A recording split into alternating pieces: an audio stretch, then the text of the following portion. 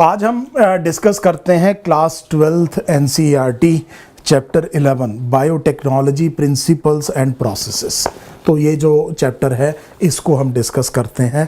तो let us right it down. So the topic of discussion would be biotechnology principles and processes.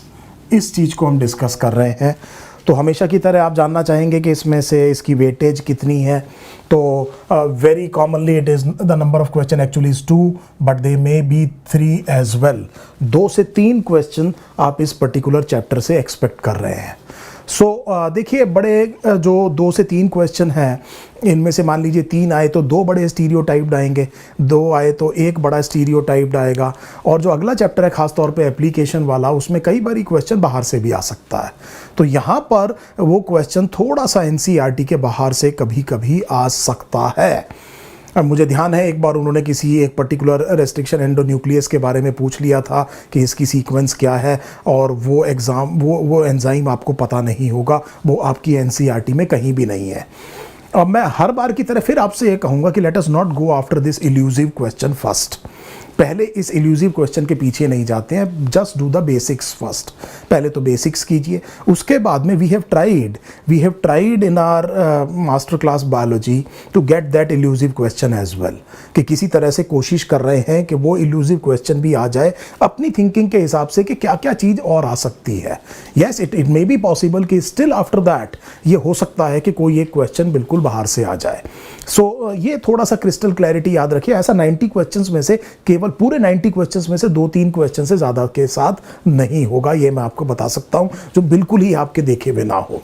सो इस चीज़ के साथ में फिर हम शुरू करते हैं, और जैसा हमने मॉलिक्यूलर जेनेटिक्स में किया था उसी तरह से मैं यहाँ पर भी उसी सिस्टम को कंटिन्यू करूँगा। उसका बड़ा अच्छा फीडबैक मुझे मिला है कि मैं टॉपिक वाइज आपसे पूछूंगा कि क्या क्या क्वेश्चन हो सकते हैं, जो सब टॉपिक्स आपके उसमें दिए हुए हैं।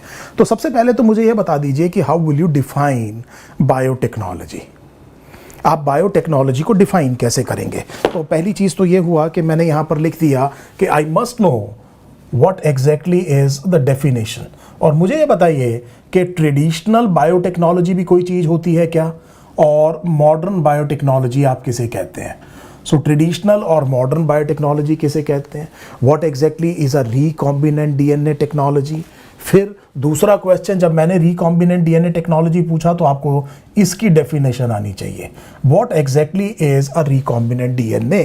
तो देखिए रिकॉम्बिनेंट में मैंने स्मॉल r लिखा है। तो ये 2 चीज़ें बिल्कुल फंडामेंटल हैं जो किसी भी तरह की आगे बढ़ने से पहले हमें इनके बारे में 100% पता होना चाहिए कि what exactly are we talking about. तो पहली चीज़ तो ये हो गई। तो देखिए यूरोपियन फेडरेशन ऑफ बायोटेक्नोलॉजी की एक डेफिनेशन यहाँ पर दी हुई है, फिर जेनेटिक इंजीनियरिंग शब्द यहाँ पर लिखा हुआ है, और फिर आप देखिए हम बात कर रहे हैं कि what exactly is a bio process engineering. ये चीज़ें आपने करनी है। इसके बाद में मुझे बताइए कि मान लीजिए आप एक क्रॉप इंप्रूवमेंट प्रोग्राम कर रहे हैं, और क्रॉप इंप्रूवमेंट प्रोग्राम में हमेशा की तरह मैं आपको एक और एग्जांपल देता हूं कि आपके पास एक प्लांट है जिसकी यील्ड बहुत अच्छी है, पर कोई डिजीज़ लग जाती है उसमें। तो अब आप चाहते हैं कि इसकी यील्ड अच्छी रहे और इसमें साथ में डिजीज़ रेजिस्टेंस आ जाए, तो आपने क्रॉप को इंप्रूव कर दिया। स्ट्रैटेजीज़ वाले चैप्टर में आपने देखा कि आप ट्रेडिशनल हाइब्रिडाइजेशन करते हैं, जर्म प्लाज्म को कलेक्ट करते हैं और फिर पेरेंट्स को सेलेक्ट करते हैं और फिर उनके बीच में क्रॉस हाइब्रिडाइजेशन कराते हैं और सुपीरियर रिकॉम्बिनेंट्स को सेलेक्ट करते हैं। इस तरह से क्रॉप को ट्रेडिशनली क्या किया जाता है, इंप्रूव किया जाता है। तो आपकी एनसीईआरटी स्पेसिफिकली ये पूछ रही है कि जो ट्रेडिशनल हाइब्रिडाइजेशन है और recombinant DNA technology, how would you compare them? सो आप इनको कंपेयर कैसे करेंगे? तो देखिए आज मैं एक लिस्ट और बना रहा हूं क्वेश्चंस की, सारे क्वेश्चंस की लिस्ट और बना रहा हूं ताकि रेडी रेकनर आपके पास रहे। तो एक क्वेश्चन फिर हमारे पास ही आ गया कि क्या डिसएडवांटेजेस हैं ट्रेडिशनल हाइब्रिडाइजेशन और रिकॉम्बिनेंट डीएनए टेक्नोलॉजी को अगर हम कंपेयर करें तो किस तरह से कंपेयर कर सकते हैं? मुझे 2 एस्पेक्ट्स में बताइएगा, कम से कम 2 एस्पेक्ट्स में बताइएगा कि आप किस तरह से इसको कंपेयर कर सकते हैं। एक आपकी एनसीईआरटी में दिया हुआ है, एक में आपको थोड़ा सा दिमाग लगाना पड़ेगा। एक तो ये बात आपको समझ में आ गई। तो मैं बात कर रहा हूँ यहाँ की, इस पर्टिकुलर पैराग्राफ की बात कर रहा हूँ, मुझे उम्मीद है ये आपको समझ में आ गया होगा। Now let us come to the next paragraph. So ये नेक्स्ट पैराग्राफ में आपकी एनसीईआरटी ये पूछ रही है कि अगर आप किसी डीएनए को इंट्रोड्यूस कर दे सेल में तो मोस्ट लाइकली क्या होगा, और कब आप इसे क्लोन कर सकते हैं, कब इसे प्रोजेनी में ट्रांसफर कर सकते हैं।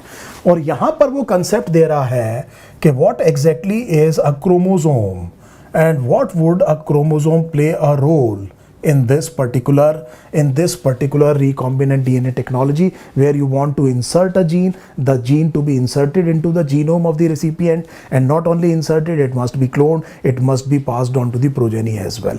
That would be the advantage of making a transgenic organism, क्योंकि अगर एक ही ऑर्गेनिज्म तक रह गया, आगे पास नहीं हुआ तो कोई फायदा नहीं है। सो मुझे उम्मीद है ये भी बात आपको बहुत अच्छी तरह से समझ में आ गई कि यहाँ पर वो बताएंगे कि ये देखिए, let me tell you, they are talking about something like ori, और यहीं से आपको आइडिया लगेगा why do you require a vector in recombinant DNA technology. आप रिकॉम्बिनेंट डीएनए टेक्नोलॉजी में वेक्टर क्यों चाहिए। और अब हमारे पास पांचवा क्वेश्चन यही आ गया कि वेक्टर क्या चीज़ है, किस तरह का होना चाहिए, वेक्टर के पास ओराई होनी क्यों ज़रूरी है, और ओराई की दो इंपॉर्टेंसेस क्या है। सो ओराई की मैंने स्पेसिफिकली आपसे ये पूछ लिया कि दो इंपॉर्टेंस क्या है। इसके अलावा अगर आप प्लास्मिड अगर आप वेक्टर की तरह यूज़ कर रहे हैं तो मुझे ये बताइए कि प्लास्मिड को अगर आप वेक्टर की तरह यूज़ करेंगे तो इसकी शॉर्टकमिंग क्या है, क्या चीज़ बेटर हो सकती है फेज के डीएनए में। फिर थोड़ा सा पढ़ने की कोशिश कीजिए व्हाट आर कॉस्मिड्स एंड फेजमिड्स, और फिर आप कोशिश कीजिए ये देखने की कि YAC BAC क्या है, और लास्ट में देखने की कोशिश कीजिए कि कुछ HAC भी है क्या। सो ये क्यों आप अलग अलग तरह के वेक्टर्स यूज़ कर रहे हैं, क्या वजह है कि आप हर एक वेक्टर का अपना एक एडवांटेज होगा, और क्यों आप किस वेक्टर को किस टाइम इस्तेमाल करना चाहेंगे, यहाँ पर ये आपकी एनसीईआरटी यहाँ पर ये डिस्कस करती है।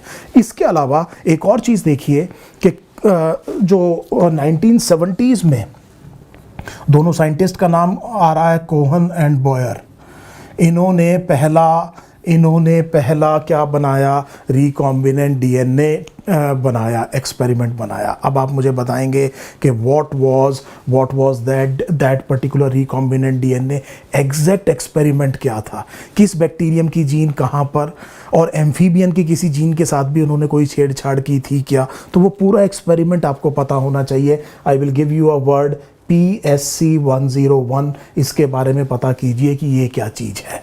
PSC101 इसके बारे में पता कीजिए कि क्या चीज़ है PSC101। सो ये जो क्वेश्चंस मैंने आपको बताए वो यहाँ तक आ सकते हैं। इसके बाद अगर हम आगे चले तो देखिए क्लोनिंग का मतलब क्या है, और क्लोनिंग क्यों प्राइमरी पर्पस है रिकॉम्बिनेंट डीएनए प्रोसीजर्स का। So that means we can have one more question from the introduction part, what exactly is cloning and what we are actually trying to do in a recombinant DNA procedure, ये बात समझिए।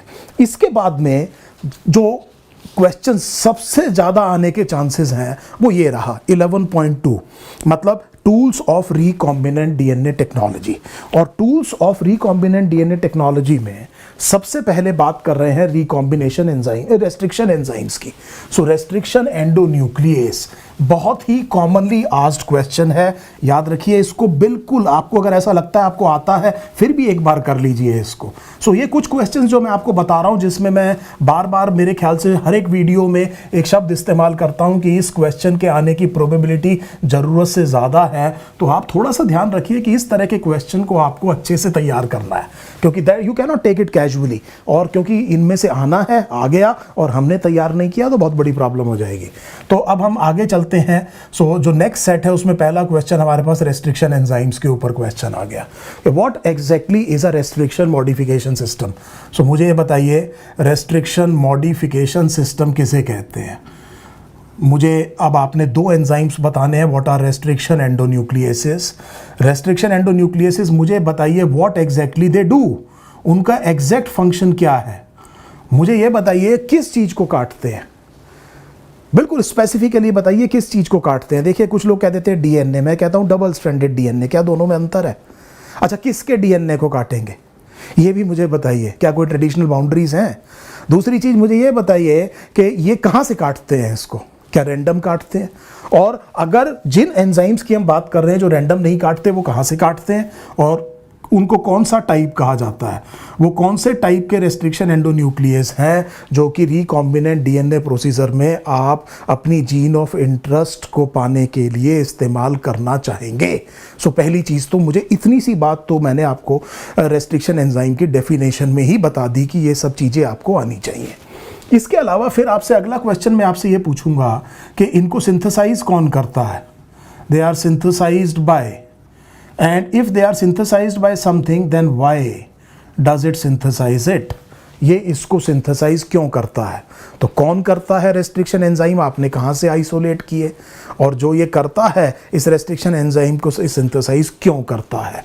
अब इसका मतलब जब हमें इतनी बात समझ में आ जाएगी, ये सारी बात, तो हम यहाँ पर एंड देखिए, पहले तो न्यूक्लियस का मतलब हमें समझ में आ जाएगा, फिर हमें एंडो का मतलब भी समझ में आ जाएगा, जैसे ही आपको पता चल जाएगा कहाँ से कट करता है। न्यूक्लियस का मतलब है ही कि ये न्यूक्लिक एसिड को कट करता है, और यहाँ से आपको ये समझ में आ जाएगा कि रेस्ट्रिक्शन का मतलब क्या है। सो आपकी जो एक किताब है एग्जाम्पलर बायोलॉजी एनसीईआरटी की, उसमें एक उन्होंने क्वेश्चन पूछा हुआ है कि रेस्ट्रिक्शन एंजाइम में रेस्ट्रिक्शन का मतलब क्या है। सो यहाँ से आपको ये कहानी समझ में आ जाएगी कि इन तीनों शब्दों का मतलब मुझे बता दीजिए कि रेस्ट्रिक्शन एंडोन्यूक्लियस का मीनिंग क्या है। इसके बाद जब हम आगे चलेंगे तो हम ये देखेंगे कि जो रेस्ट्रिक्शन एंजाइम का नेम कैसे किया जाता है, how do you name it.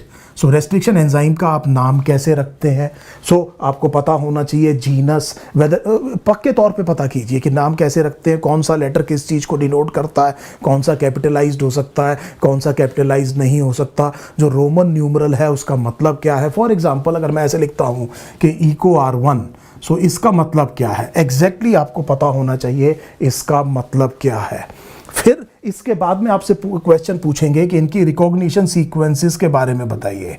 सो इनकी रिकॉग्निशन सीक्वेंसेस के बारे में बताइए। What exactly is meant by dyad symmetry, कितने बेस पेयर लॉन्ग होती है, डायड सिमेट्री का मतलब क्या है, why we are using the word palindrome, और पैलिंड्रोम शब्द का इनकी रिकॉग्निशन सीक्वेंस में एग्जैक्ट मीनिंग क्या है, और ख़ास तौर पे इसकी वो पैलिंड्रोमिक डायड सिमेट्री वाली सीक्वेंस कौन सी है, ये बड़े ध्यान से देखिएगा। बहुत ही इंपॉर्टेंट क्वेश्चन मैं आपको करा रहा हूँ, ये बात आपको समझ में आनी चाहिए।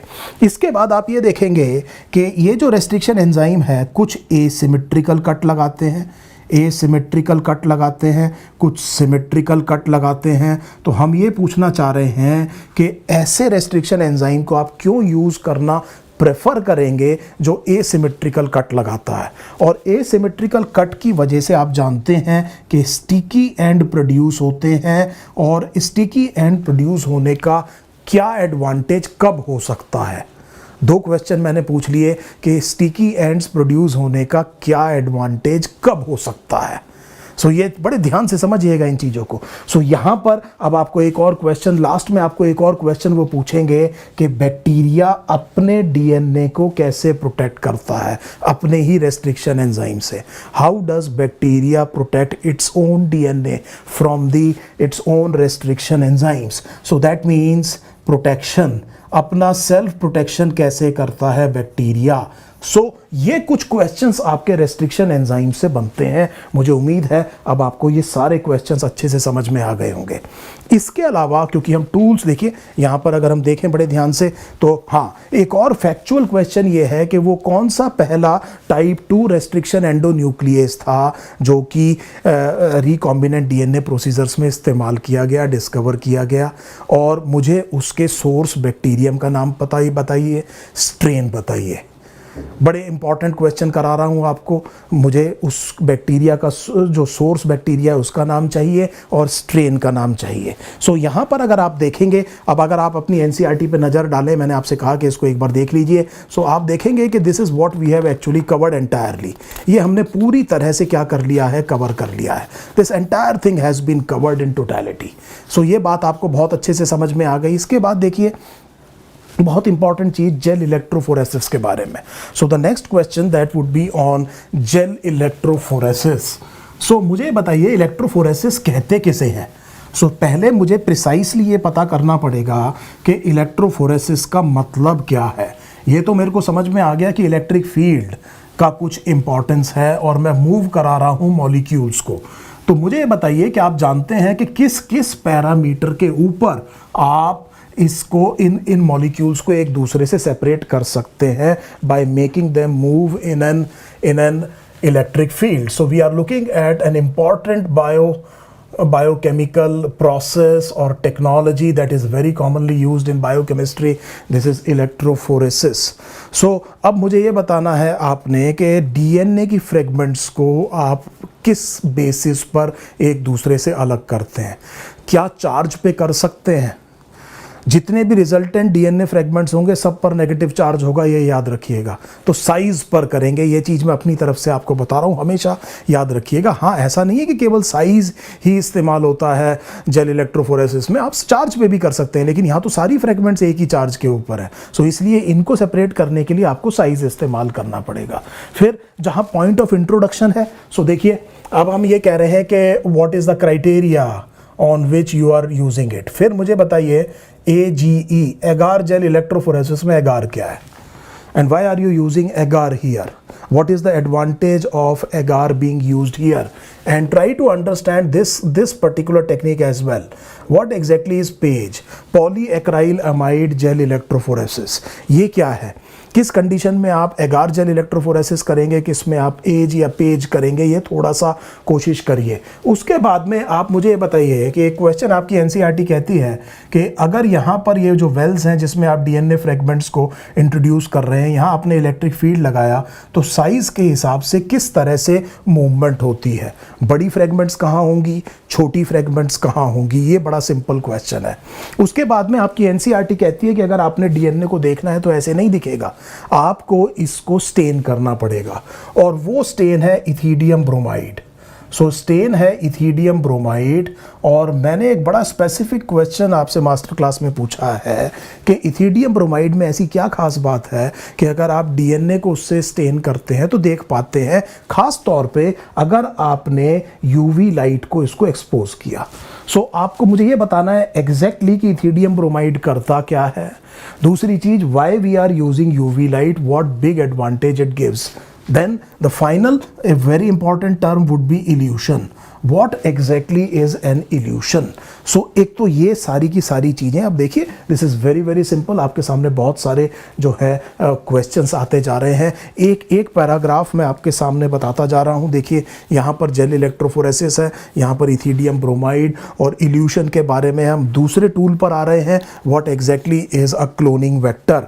सो क्लोनिंग वेक्टर में देखिए, क्लोनिंग वेक्टर में जो अगला जो क्वेश्चन हो सकता है क्लोनिंग वेक्टर, और क्लोनिंग वेक्टर में हम जनरल बात करेंगे प्लास्मिड को लेकर के। पहले तो मुझे यही पता होना चाहिए कि प्लास्मिड में ऐसी क्या खास बात है कि it is a very very suitable vector. इस क्वेश्चन को लाइटली मत लीजिए, बिल्कुल एग्जैक्टली बताइए कि प्लास्मिड में ऐसी क्या वो पहली चीज़ है जिसकी वजह से आप इसको वेक्टर की तरह इस्तेमाल कर रहे हैं।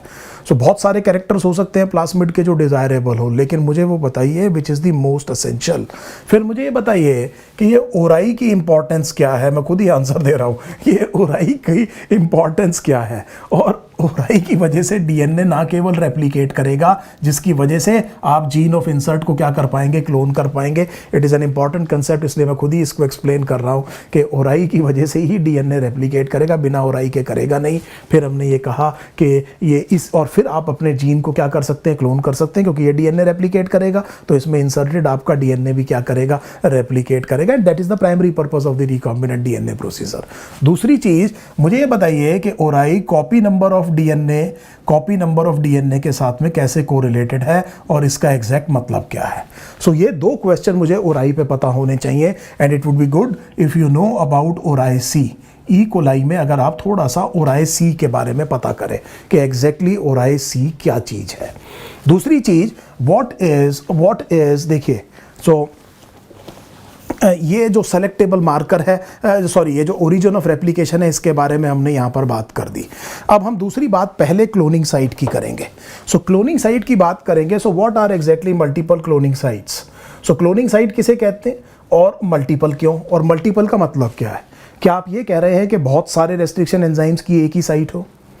किसी पर्टिकुलर वेक्टर में, या आप ये कहना चाह रहे हैं कि एक ही रेस्ट्रिक्शन एंजाइम की बहुत सारी साइट हो, व्हाट एग्जैक्टली इज मल्टीपल?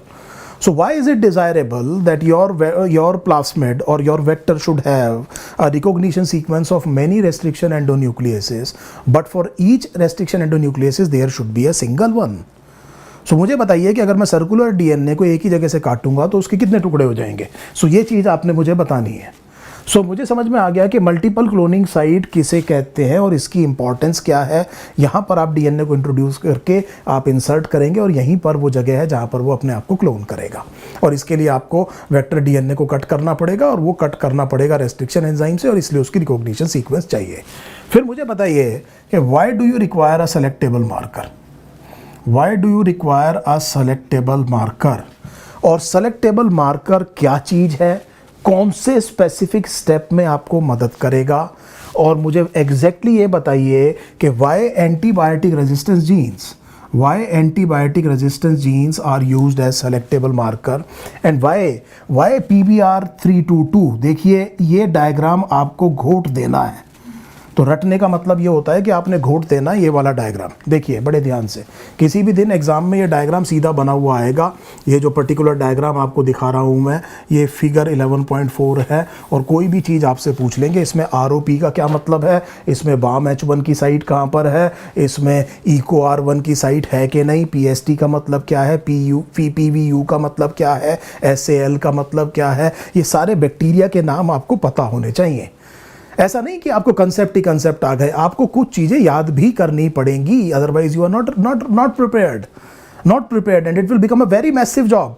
और बड़ा मैसिव जॉब हो जाएगा जब आपके पास टाइम कुछ कम रह जाएगा। तो इसे आज ही करिए, क्योंकि एग्ज़ाम से पहले हाथ पैर फूल जाएंगे। और ये हमने बहुत देखा है कि बहुत सारी चीज़ें कि बाद में याद कर लेंगे, कुछ नहीं होता उसमें। सो आप ये बताइए कि इस PBR322 में P क्या है, BR क्या है, 322 का क्या मतलब है। ऑब्वियसली आप इसका पूरा स्ट्रक्चर बताएंगे। आप ये बताएंगे कि इसमें ROP क्या लिखा हुआ है और कौन सी साइट कहाँ पर है। ये आपका होमवर्क हो गया, ये आपको बहुत अच्छी तरीके से तैयार करना है। और फिर आप दो डिफरेंट एंटीबायोटिक्स के लिए क्यों एंटीबायोटिक रेजिस्टेंस जीन्स सेलेक्टेबल के लिए ले रहे हैं और क्या इसका फ़ायदा है। यहाँ पर NCERT फजी हो जाती है, यहाँ पर NCERT आपको समझ नहीं आती कि एग्जैक्टली क्या कहना चाह रही है, क्योंकि कई बार आपको लगता है कि जिस जगह पर आप अपना जीन ऑफ इंटरेस्ट इंसर्ट करेंगे वो तो मर ही जाएगा। Then how are you able to isolate it? This is a very very important question that I am talking about. बहुत इंपॉर्टेंट क्वेश्चन मैं आपसे पूछ रहा हूँ, ये बात याद रखिएगा। और मुझे ये बताइए कि सेलेक्टेबल मार्कर में और सिलेक्शन में मतलब अगर हम माइक्रोबायोलॉजी की बात करें तो सिलेक्शन प्रोसेस किसे कहते हैं और स्क्रीनिंग किसे कहते हैं? क्या दोनों एक ही चीज़ है या दोनों में थोड़ा सा नुआंस है? दोनों में थोड़ा सा नुआंस है। फिर मुझे बताइए कि जैसे फॉर एग्जांपल मैं अब इतना करने के बाद में एक जनरल डिज़ाइन करता हूं बैक्टीरियल ट्रांसफॉर्मेशन का। सो दैट मीन्स कि इतने सारे क्वेश्चन करने के बाद में मैं अपनी तरफ से आपको एक स्टेप्स बता रहा हूं जिसमें हम एक जीन ऑफ इंटरेस्ट किसी प्लास्मिड में इंसर्ट करेंगे, उस प्लास्मिड को बैक्टीरिया के अंदर इंसर्ट करेंगे, फिर उसे ढूंढ के निकालेंगे उस बैक्टीरिया को जिसमें रिकॉम्बिनेंट डीएनए होगा, और फिर हम उसको क्लोन करेंगे, उस जीन को एक्सप्रेस कराएंगे, उससे अपना प्रोडक्ट बनाएंगे। जब मैं मॉलिक्यूलर जेनेटिक्स आपसे डिस्कस कर रहा था तो मैंने आपको बहुत स्पेसिफिकली एक बात बताई थी कि आप ये याद रखिएगा कि क्योंकि जेनेटिक कोड की ऑलमोस्ट यूनिवर्सैलिटी है, बल्कि यूनिवर्सल ही कहिए इसको, इस वजह से it is possible to synthesize human proteins in bacterial cell. ये बात आप जानते हैं, और लास्ट में फिर आप प्रोडक्ट ढूंढ के निकाल लेंगे। तो हम एक जनरल डिज़ाइन कर रहे हैं एक्सपेरिमेंट का। Now this is very very important. देखिए सबसे पहले आपको you have to obtain a copy of gene from donor DNA। सबसे पहले तो आपको ये काम करना पड़ेगा कि डोनर डीएनए से एक कॉपी ऑफ जीन आपको चाहिए जिसे आप क्लोन करना चाहते हैं। फिर मुझे बताइए इसके लिए ज़रूरत पड़ेगी आपको कि you will have to isolate DNA in pure form. ये मैं आपको मॉलिक्यूलर जेनेटिक्स में बता चुका हूँ कि how do you isolate DNA in pure form. So obtain a copy of gene from donor DNA. इसके कई तरीके हो सकते हैं। आप यूज़ करेंगे शॉटगन अप्रोच, शॉटगन अप्रोच में आप रेस्ट्रिक्शन एंजाइम डाइजेशन करते हैं, डीएनए की और फ्रेगमेंट्स को जेल इलेक्ट्रोफोरेसिस पे सेपरेट करके अपनी काम की फ्रेगमेंट को निकाल करके इंसर्ट करते हैं प्लास्मिड में रिकॉम्बिनेंट डीएनए बनाने के लिए। लेकिन मुझे बताइए कि इसकी शॉर्टकमिंग क्या है, इसकी शॉर्टकमिंग क्या है और उस शॉर्टकमिंग को दूर किस तरह से और किया जा सकता है। कोई और मेरे को तरीका बताइए। 2 और तरीके हो सकते हैं अपनी जीन को आइडेंटिफाई करने के लिए। सो दैट मीन्स अगर आपको जीन चाहिए डोनर डीएनए से, तो एक तो तरीका आप समझ गए कि आपने डीएनए को कट कर दिया, रेस्ट्रिक्शन एंजाइम से छोटी छोटी फ्रेगमेंट कर दी, उनको सेपरेट कर दिया जेल इलेक्ट्रोफोरेसिस में और किसी एक फ्रेगमेंट में आपके काम की जीन होगी। लेकिन मैं कह रहा हूं कि यहां पर एक बहुत बड़ी प्रॉब्लम होगी। सो ये बहुत बड़ी प्रॉब्लम हमने फिर डिस्कस की है क्वेश्चंस में। मुझे बताइए कि it is not a very very good method. फिर आप कौन से 2 तरीके और कर सकते हैं? हिंट देता हूं, आप ही ने पढ़ा हुआ है, लेकिन आपने उस तरह से नहीं पढ़ा होगा जिस तरह से मैं पूछ रहा हूं। इस टाइम हो सकता है आपको ये नहीं समझ में आ रहा हो कि सर पूछ क्या रहे हैं। मुझे बताइए कि जिस टाइम पर जीन थेरेपी की गई तो आपने एडीए की जीन की कौन सी कॉपी ली? देखिए, याद कीजिए, अपनी एनसीईआरटी पढ़िए, वहां पर आपने ये काम किस तरह से चलाया। और मुझे बताइए कि इंसुलिन कैसे बनाया, रिकॉम्बिनेंट इंसुलिन। क्या दोनों जगह पर आपने रिकॉम्बिनेंट, क्या आपने रेस्ट्रिक्शन एंजाइम यूज किया था? और वहीं से आपको 2 तरीके और मिलेंगे। ये बहुत बड़ा क्वेश्चन मार्क मैं यहां पर छोड़ रहा हूं। मुझे उम्मीद है आपको समझ में आएगा, नहीं तो ये क्वेश्चन से क्लियर हो जाएगा। आपको ये क्वेश्चन समझ में आया? फिर मैं आपसे कह रहा हूं कि अगर आपने रेस्ट्रिक्शन एंजाइम से फ्रेगमेंट ली तो उसमें कुछ प्रॉब्लम आएगी। इट इज़ नॉट नेसेसरी कि आप प्रोटीन बना पाएं। तो फिर क्या करें? क्या करें? तो हमारे पास 2 तरीके और हैं। तो क्या हमने कभी ये पढ़ा है? हाँ, पढ़ा है आपने। आप अगले चैप्टर में जाइए, आप देखिए कि इंसुलिन कैसे बनाया गया। How was the recombinant insulin created? ये चीज नहीं इस्तेमाल की गई थी। दूसरा, फिर आप ये देखिए कि जीन थेरेपी में जो एडीए की जीन है वो कैसे पहुंचाएगी, वो मिली कैसे? क्यों लिखा है उसके आगे CADA? सी छोटे का मतलब क्या है? और वहीं से आपको ये आइडिया मिल जाएगा कि और 2 कौन सी चीजें। देखिए, इसीलिए मैं कहता हूं कि रटने की जरूरत नहीं है, समझने की कोशिश कीजिए। दोनों चीजें आपने पढ़ी हैं, पर ये क्वेश्चन आप में से ज्यादातर को बहुत मुश्किल लग रहा होगा इस टाइम पर। लेकिन अब आपको ये समझ में आ रहा है कि एक्चुअली अरे ये तो हमने पढ़ा हुआ है, कभी अप्लाई नहीं किया इस तरह से। हम तो सीधा गाइड के क्वेश्चंस को रट के एग्जाम देने पहुंच गए। तो देखिए, मतलब that is not a knowledge, that is not knowledge. तो मुझे उम्मीद है ये बात आपको समझ में आ गई होगी। सो मुझे यहाँ पर बी भी तरीका चाहिए और सी भी तरीका चाहिए। अब आपके पास में किसी भी तरीके से आपकी एक जीन की कॉपी आ गई तो आप इसको इंसर्ट करेंगे वेक्टर के अंदर। सो आपको क्या बनाना है? You will create recombinant DNA. तो आप क्या बनाएंगे? रिकॉम्बिनेंट डीएनए बनाएंगे। तो लेट अस सपोज कि आपने रेस्ट्रिक्शन एंडोन्यूक्लियस से शॉटगन अप्रोच से फ्रेगमेंट ली, जो कि हम बेसिक लेवल पर आपको पढ़ा रहे हैं, और उसके बाद में आपने प्लास्मिड यूज किया। Why is it necessary to cut both with the same restriction endonuclease enzyme if the shotgun approach is used? अगर शॉटगन अप्रोच यूज की गई है तो क्यों ये जरूरी है कि दोनों डोनर डीएनए और वेक्टर डीएनए को सेम रेस्ट्रिक्शन एंजाइम से काटा जाए? This is an important question. और यहीं से मुझे एक और चीज पता लग गई कि मुझे अपने इन टूल्स में एक और एंजाइम चाहिए। और वो एंजाइम का नाम क्या है? जो कि फ्रेगमेंट को ऐड करेगा, वेक्टर को कट करेगा। वो तो रेस्ट्रिक्शन एंडोन्यूक्लियस है। आपने डोनर डीएनए को कट करके निकाल लिया रेस्ट्रिक्शन एंडोन्यूक्लियस से। अब इन दोनों चीजों को आपस में जोड़ेगा कौन? मुझे उस एंजाइम का नाम चाहिए जो इस काम को करेगा। एक और एंजाइम मुझे चाहिए। तो मुझे अब ये समझ में आ गया कि मुझे एक तो वो जीन चाहिए, मुझे रिकॉम्बिनेंट डीएनए बनाने के लिए एक वेक्टर चाहिए, और मुझे एक रेस्ट्रिक्शन एंडोन्यूक्लियस एंजाइम चाहिए काटने के लिए, और मुझे एक एंजाइम चाहिए जो जोड़ेगा इनको। अब एक बात बताइए कि इसमें से कुछ प्लास्मिड्स में they will take up the foreign DNA और कुछ प्लास्मिड्स में उनके एंड्स रीअनील हो जाएंगे। That means they will be non recombinants. So कुछ क्या होंगे? रिकॉम्बिनेंट्स होंगे, कुछ क्या होंगे? नॉन रिकॉम्बिनेंट्स होंगे। ऐसा क्यों हुआ? Why is it so that not all plasmids will take up and why they will actually reanneal? क्यों वो आपस में दोबारा जुड़ जाएंगे? इसकी वजह क्या है? ये चीज आपको बतानी पड़ेगी, और यहीं से फिर बाद में हमें सिलेक्शन या स्क्रीनिंग स्टेप की जरूरत पड़ेगी। फिर तीसरी चीज ये है कि जब आपने रिकॉम्बिनेंट डीएनए बना लिया, अब आप इसको होस्ट के अंदर पहुंचाएंगे। तो मुझे क्वेश्चन ये पूछना है कि what exactly is competence? Competence किसे कहते हैं? और कॉम्पिटेंस क्या नेचुरल हो सकती है? क्या आर्टिफिशियल कॉम्पिटेंस को इंड्यूस किया जा सकता है?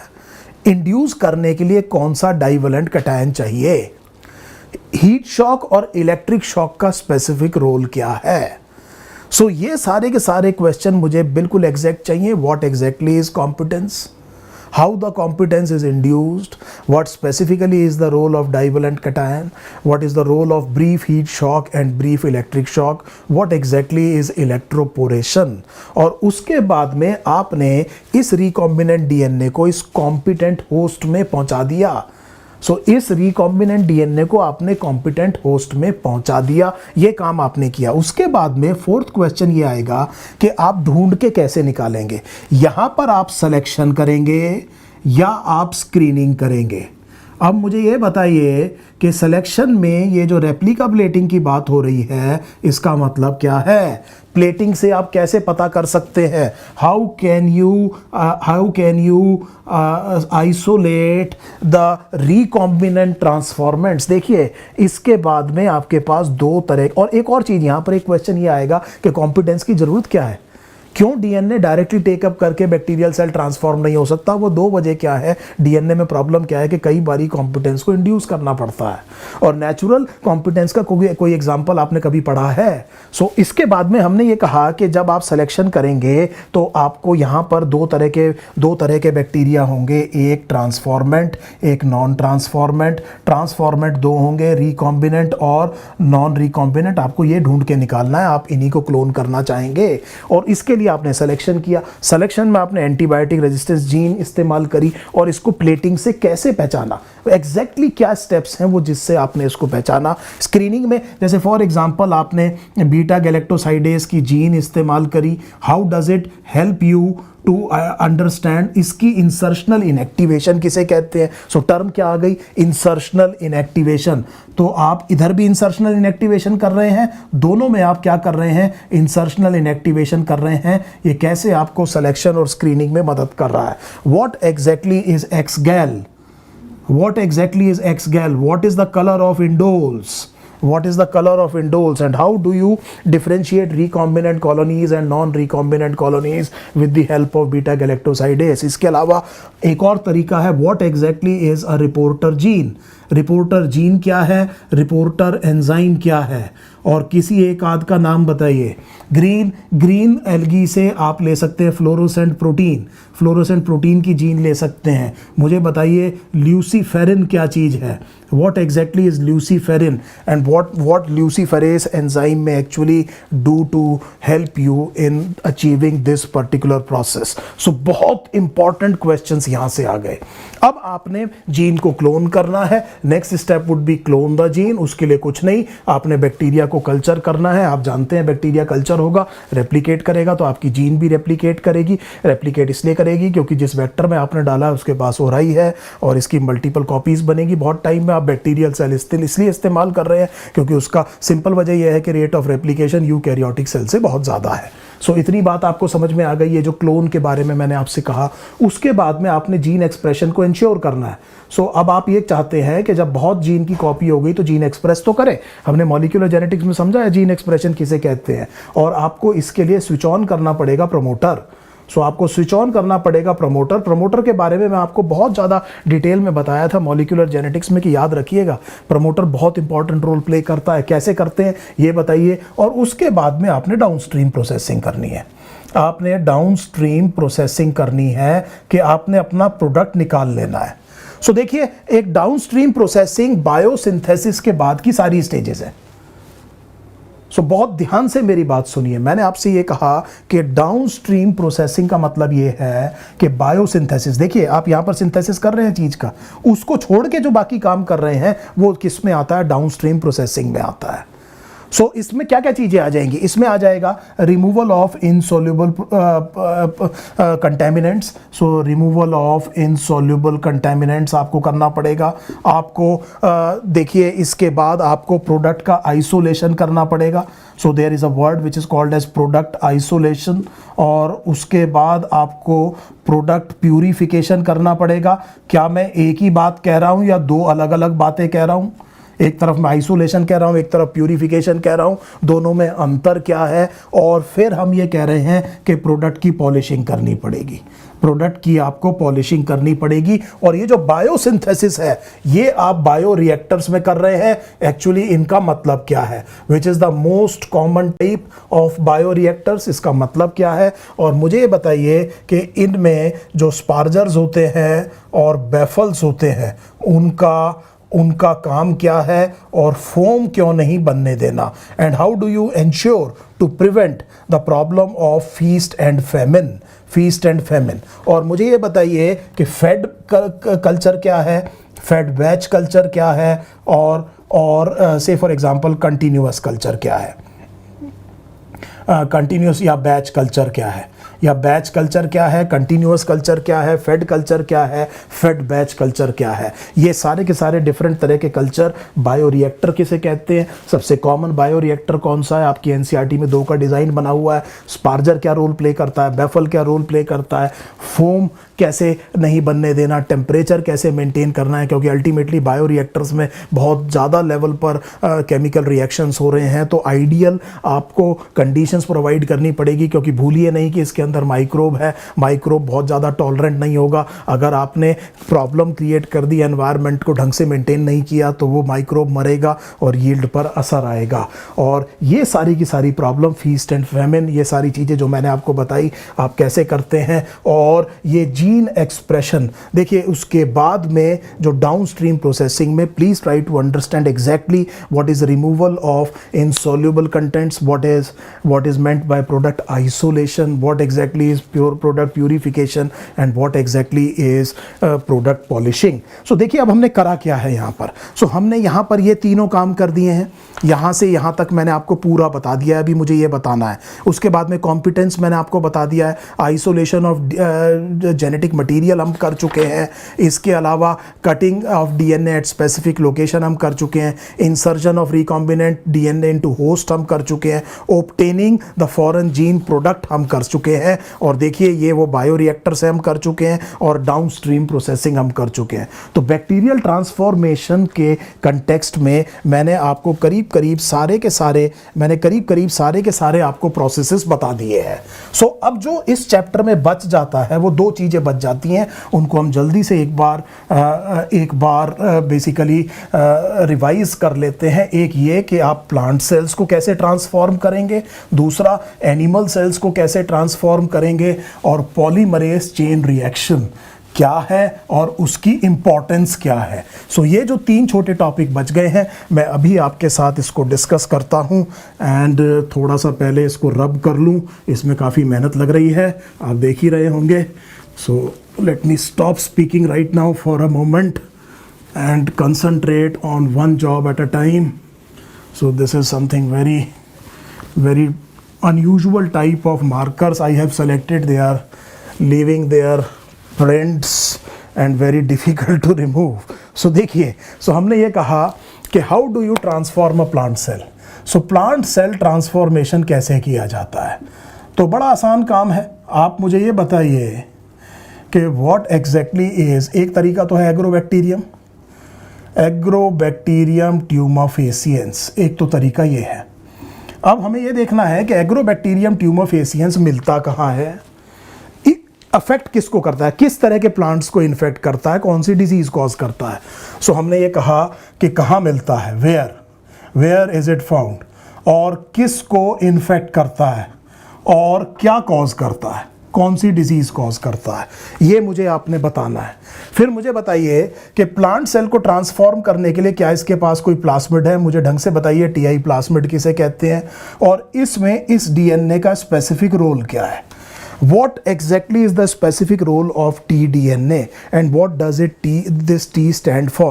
और क्या आप जानते हैं कि ये सेल के अंदर नहीं घुसता, ये इंटरसेलुलर स्पेस में रह जाता है। Then how does it induce a cell to proliferate and produce the protein of its choice? किस तरह से इस काम को करता है। और फिर आपसे मुझे केवल ये पूछना है कि आप मुझे बताइए कि इसकी लिमिटेशन क्या है क्रॉप इम्प्रूवमेंट में. What exactly is the limitation of the use of agrobacterium in crop improvement. तो एक तरीका तो ये हो गया प्लांट ट्रांसफॉर्मेशन के बारे में. दूसरा आप मुझे ये बताइए कि क्या आप जानते हैं कि व्हाट एग्जैक्टली इज बायोलिस्टिक्स. बायोलिस्टिक्स किसे कहते हैं, इसको आप जानते हैं, जीन गन कहते हैं. पैलेट किस चीज़ की बनी होती है जिसको आप कोट करते हैं रिकॉम्बिनेंट डीएनए की, और क्यों ये काफ़ी सूटेड है प्लांट सेल के लिए. तो it is not exclusively used for only plant cell, mind you, but yes, more or less it is used more commonly for the plant cell. Why is it so? It is crude but very effective method. And third, the use of plant viruses. The use of plant viruses. use of plant viruses में danger क्या है और इस danger को ख़त्म करने के लिए आपको क्या करना पड़ेगा. तो ये 3 तरीके हैं प्लांट सेल के ट्रांसफॉर्मेशन में जिसमें क्वेश्चन पूछा जा सकता है. फिर इसी तरह से आपसे पूछेंगे कि किस तरह से एनिमल सेल को आप ट्रांसफॉर्म कर सकते हैं. तो मुझे बताइए what is micro injection. Micro injection क्या है. दूसरा मुझे बताइए is direct Uptake of DNA possible, and if it is possible what else is required to be present in the environment. And then third, what exactly are liposomes, what are they currently being used for apart from delivering DNA, और भी किसी चीज़ के लिए इस्तेमाल किया जाता है क्या. And then obviously we will use the animal viruses, and again there would be a danger and what precaution you have to take. So these are the questions when you compare plant cell and animal cell. and अगर आप बहुत अच्छे से पढ़ना चाहते हैं तो मुझे ये बताइए कि ये शब्द क्या है, ट्रांसफेक्शन. सो मुझे ये बताइए what exactly is a transfection and why is it more suitable to be used rather than transformation in the cases of animal cell. So when you are inserting DNA into animal cell, why should we prefer to use the term transfection rather than transformation? So now that brings us to the last part. जो हमारा जो आखिरी चीज़ बचा हुआ है इस particular chapter में वो पॉलीमरेज चेन रिएक्शन है. So this polymerase chain reaction has revolutionized molecular diagnosis. इसने molecular diagnosis को revolutionize किया है. इतना important है कि कई बार इसको PCR मतलब People's Choice Reaction बोलने लगते हैं. So इतना ज़्यादा इसकी importance कि आप समझ सकते हैं कि लोग इसको कई बार People's Choice Reaction भी बोलते हैं. तो मुझे ये बताइए कि polymerase chain reaction में, so we are talking of polymerase chain reaction. मुझे बताइए what exactly you do, what is done here, what is done here, क्या किया जाता है exactly. What is gene amplification, what is DNA amplification, क्या किया जाता है. दूसरी चीज़ फिर मुझे बताइए कि इसका जो थ्योरेटिकल प्रोसेस है वो बहुत आसान है कि आप पहले डीनेचर कीजिए, फिर प्राइमर को एनील कीजिए और एक्सटेंशन कीजिए. तो अब आप डीनेचरेशन के लिए थर्मल साइकिल यूज़ कर रहे हैं, थर्मल साइकिल यूज़ कर रहे हैं. इसका मतलब आपको एपरेटस में एक तो वो डीएनए चाहिए जिसे आप क्लोन करना चाहते हैं, जिसे आप एम्पलीफाई करना चाहते हैं. आपको बहुत सारे प्राइमर चाहिए, आपको डीऑक्सीराइबोन्यूक्लियोसाइड ट्राइफॉस्फेट चाहिए. आप समझ पा रहे हैं शब्द का मतलब, डीऑक्सीराइबोन्यूक्लियोसाइड ट्राइफॉस्फेट चाहिए और आपको डीएनए डिपेंडेंट डीएनए पॉलीमरेज चाहिए. अब थ्योरी बड़ी आसान है, आपके पास डीएनए, आपने डीनेचर किया. कैसे करेंगे? थर्मल साइकिल से. कि काफ़ी ज़्यादा टेम्परेचर चाहिए. लेट अस से कि इस थर्मल साइकिल में आपको 95 डिग्री सेल्सियस टेम्परेचर चाहिए. तो जो आपका डीएनए है वो अलग हो जाएगा, दोनों स्ट्रैंड. आपने एनील होने दिया प्राइमर को और आपने अंदर डीऑक्सीराइबोन्यूक्लियोसाइड ट्राइफॉस्फेट और डीएनए डिपेंडेंट डीएनए पॉलीमरेज दोनों छोड़े हुए हैं. तो वो इस प्राइमर को एक्सटेंड कर देगा और एक राउंड के बाद में एक इन तीनों के, इसको एक साइकिल कहेंगे, इसके बाद में 2 कॉपीज हो जाएंगी. फिर ये बार बार रिपीट करेंगे और ऐसा 20 साइकिल्स के बाद में थ्योरेटिकली आपको मिलियन कॉपीज मिलनी चाहिए और 30 के बाद में आपको बिलियन कॉपीज मिलनी चाहिए. So this looks very very simple. Then why this scientist Kary Mullis? क्यों ये जो साइंटिस्ट हैं कैरी मुलिस, इनको नोबेल प्राइज मिला गया इस काम के लिए? What exactly was the contribution? So that means first and foremost understand what problem did he solve. So देखिए, you get recognized for solution of the problems. So सबसे पहले आप प्रॉब्लम को आइडेंटिफाई करें और उसका एक बहुत बढ़िया सॉल्यूशन दें. So not only you will be recognized, you will actually get very rich. So अगर आसपास आप बहुत इंपॉर्टेंट अपने बिजनेसमैन को देखें तो वो यही काम कर रहे हैं. यही काम कर रहे हैं। तो पहले लोग सोच नहीं सकते थे। पहले आप ये देखिए, आज से कुछ साल पहले लोगों को ये आइडिया नहीं था कि आप त्योहारों की शॉपिंग जो है वो बिना बाजार में जाए कर लेंगे।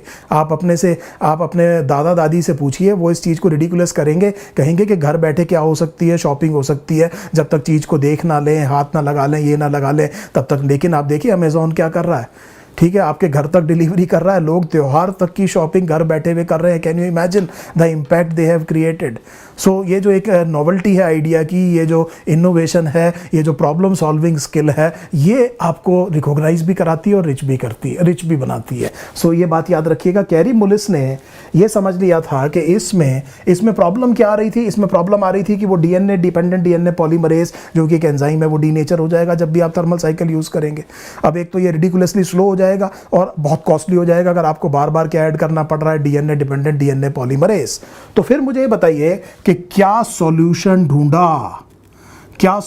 ढूंढा कैरी मुलिस ने। What exactly is Thermus aquaticus, ये क्या चीज है एग्जैक्टली बताइएगा। और टैग पॉलीमरेज क्या है और किस तरह से उसने इस प्रोसेस को रिवॉल्यूशनाइज करने में मदद की। और मैं आपको लास्ट में एक और क्वेश्चन छोड़ रहा हूं कि पीएफयू पॉलीमरेज क्या है। पीएफयू पॉलीमरेज क्या है और क्यों बेटर है किससे, टैग पॉलीमर से, और क्यों बेटर नहीं है। सो कैसे कंपैरिजन करेंगे दोनों के बीच में।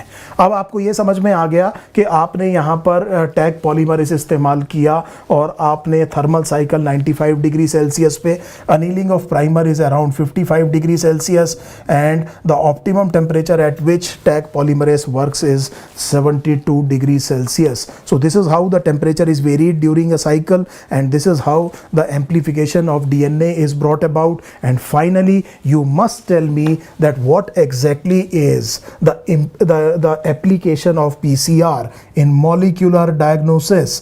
देखिए मैं बहुत स्पेसिफिक शब्द लिख रहा हूँ।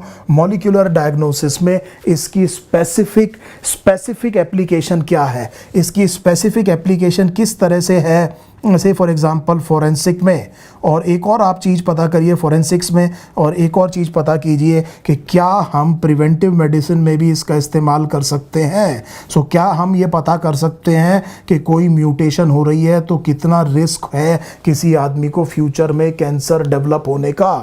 सो ये सारे के सारे चीज़ों में किस तरह से कैंसर के अर्ली डायग्नोसिस में, किस तरह डिजीज़ के अर्ली डायग्नोसिस में, और एक और आप याद रख सकते हैं फोरेंसिक्स में इनका बहुत इंपॉर्टेंट एप्लीकेशन है और क्यों ये बहुत इंपॉर्टेंट रिएक्शन माना जाता है। सो देखिए अब की बार मैंने आपको देखिए एक एक पैराग्राफ आपकी एनसीईआरटी का करा दिया, और इस बार मैंने एक और इनोवेशन ये किया है कि प्रैक्टिकली करीब करीब सारे क्वेश्चंस मैंने लिख दिए हैं, लेकिन फिर भी याद रखिएगा कि 30% क्वेश्चंस अभी भी ऐसे होंगे जो मैंने लिखे नहीं हैं, और लिखने के दौरान जो मुझे याद आते चले गए मैं आपसे पूछता चला गया। अगर आप इन सारे क्वेश्चंस का आंसर दे लेते हैं तो ये चैप्टर आपका बहुत अच्छी तरह से तैयार है। Thank you so much, thank you for your time.